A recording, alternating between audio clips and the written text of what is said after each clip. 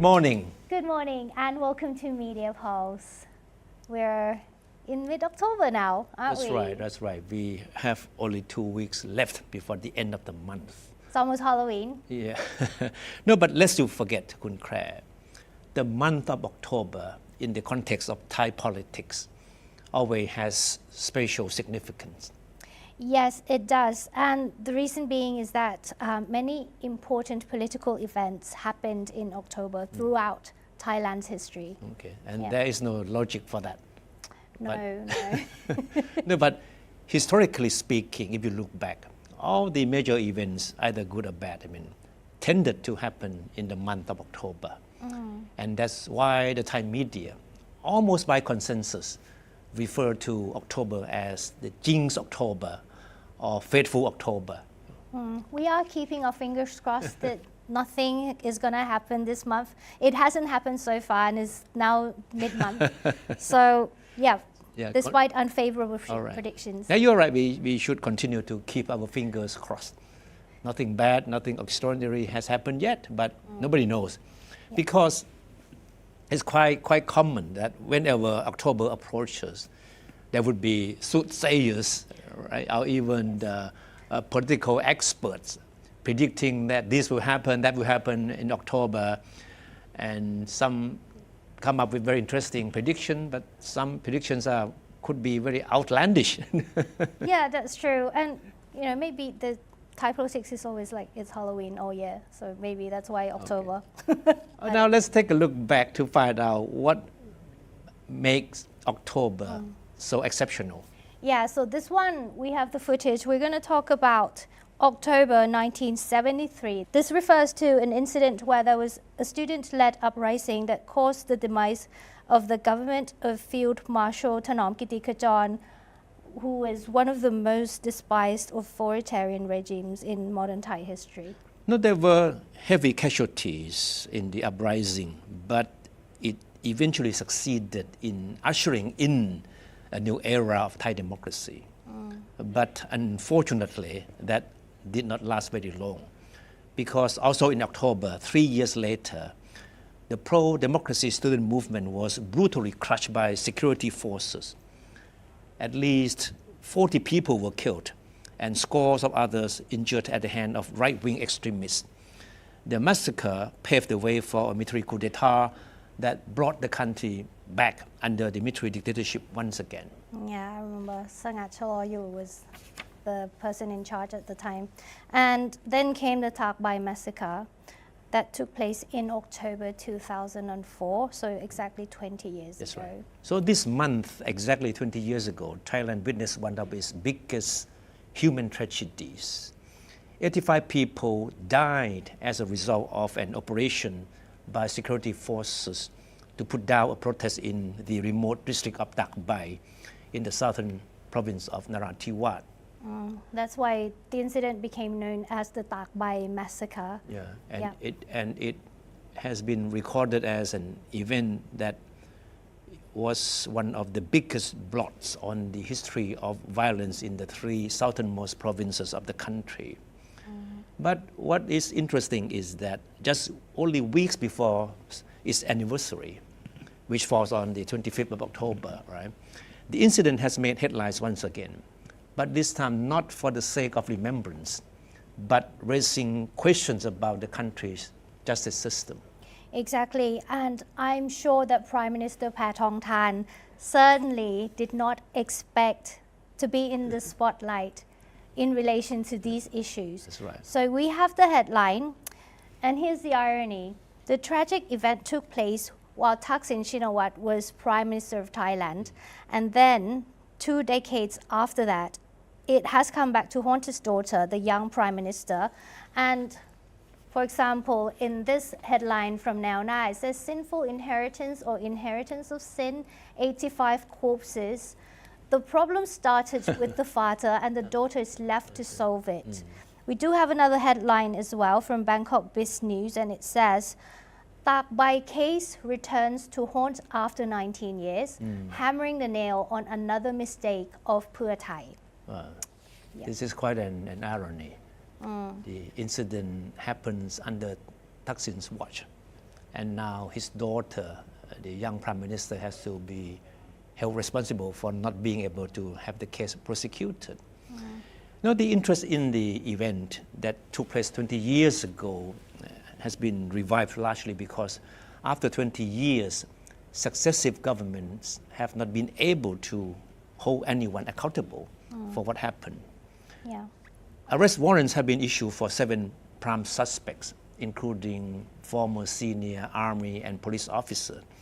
But none has been brought to justice so far. As in, that is the issue, and that is the reason why the case continues to haunt whoever is in power.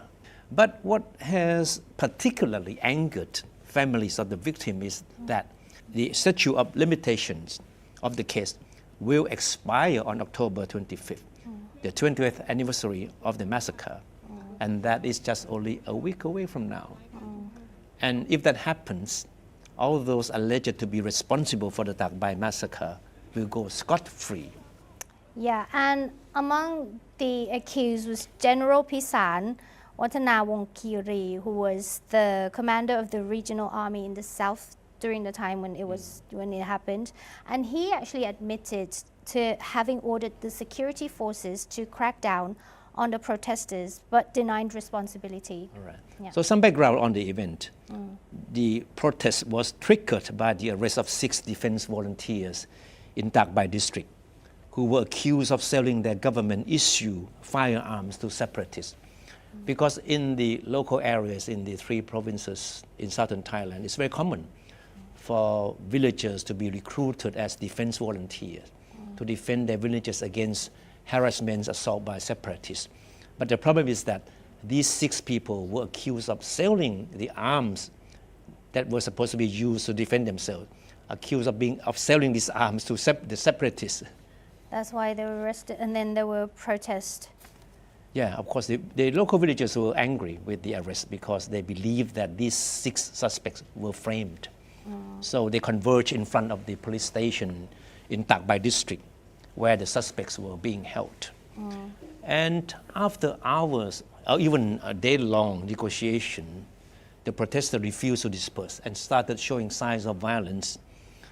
And General Pisan back then said he decided to order the military to move in to disperse the crowd.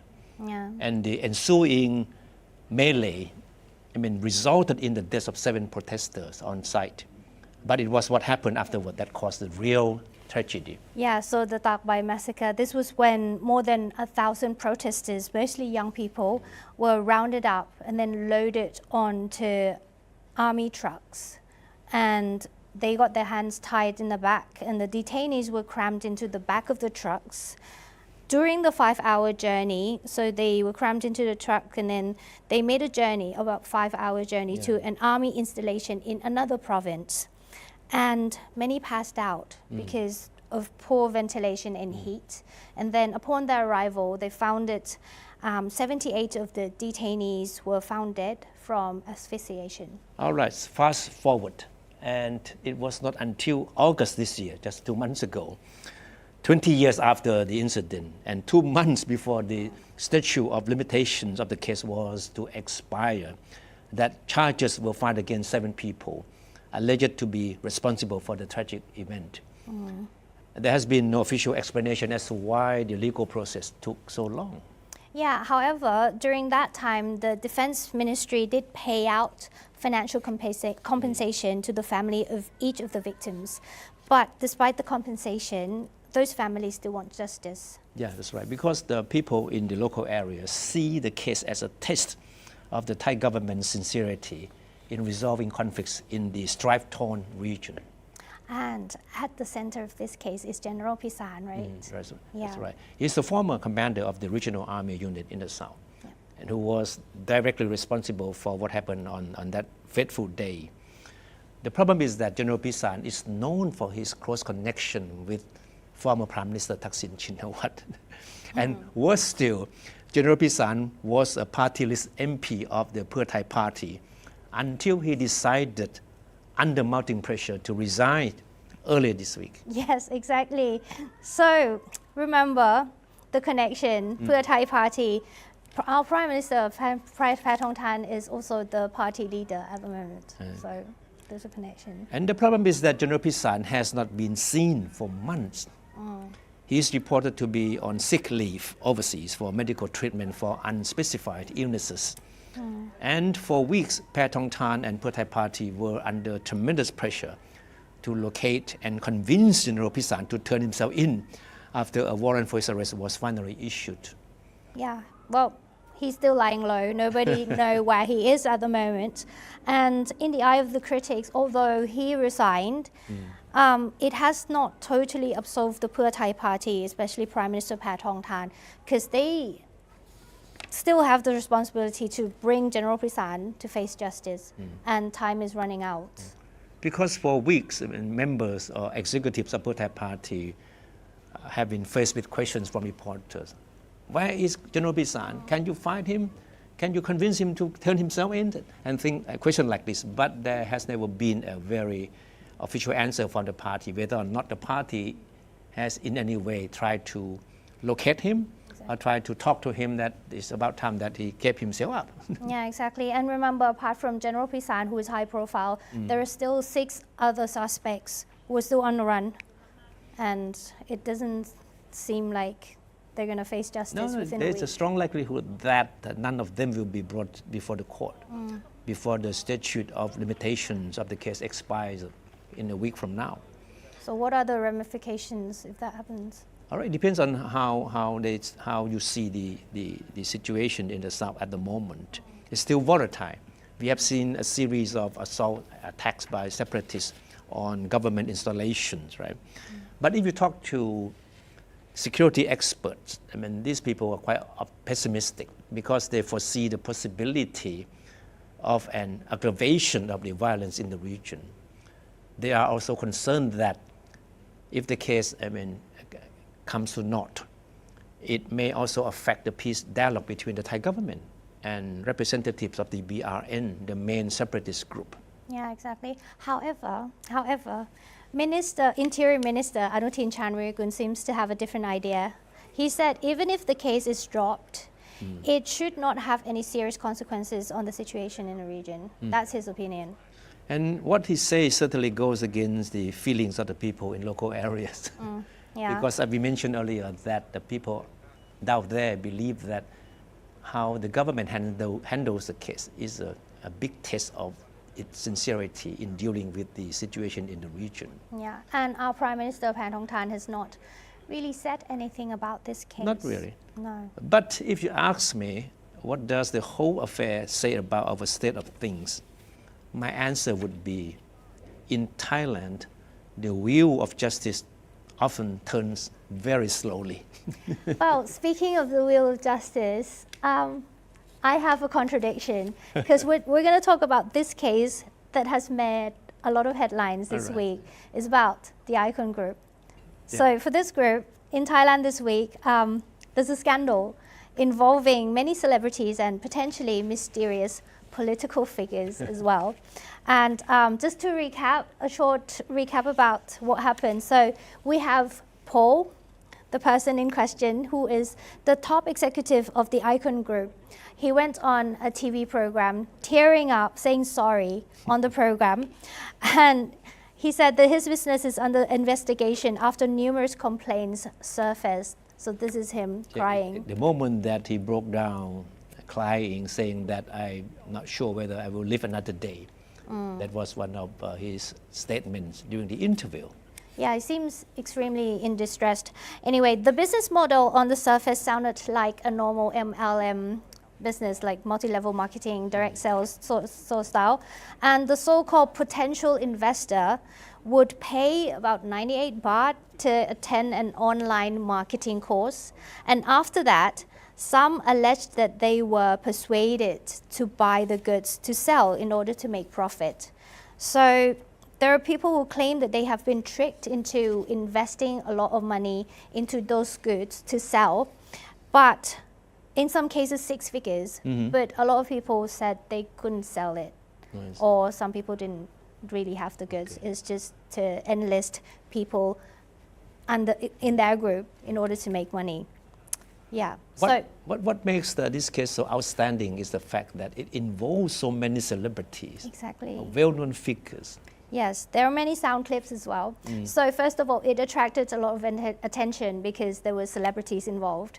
And then there's a sound clip where the conversation seems to have involved the authorities and certain figures in power. Okay. So let's listen to this one that Paul admitted that it was his voice in this recording. ไม่พี่กำลังจะบอกพอว่าพอต้องใหญ่กว่านี้ ครับ ต้องใหญ่กว่านี้แต่พอต้องดูแลพี่ดีกว่านี้พอเข้าใจไหมพอให้พี่เดือนละแสนเนี่ยมันกับที่พี่ไปดูแลคนเนี่ย ครับ พี่ดูแลมากกว่านี้ ถ้าพอให้พี่มากกว่านี้ พอจะทำอะไรพอเด็ดหนีดนิ้วได้เลย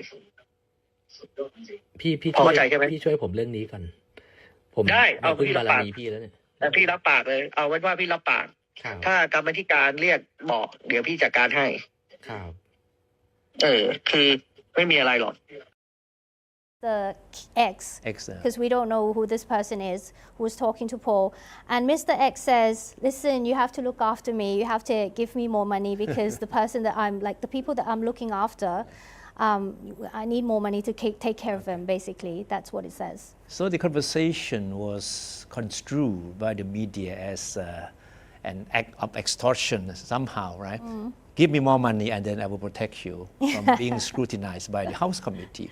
Yeah. So the big question is who was the person at the other end of the line? Exactly. And then there was also another clip involving angels or guardian spirits. You know, in Thai cultures, when you go to a certain place, they would have the spirit houses. That's right. They were talking about the guardian spirits that Okay. they would pay respect or worship. But in this case, it was about the office of the Consumer Protection That's right. Board.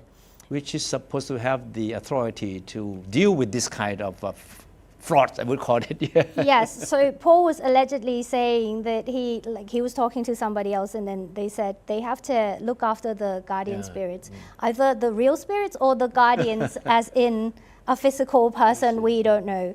So that's the analogy in the clip.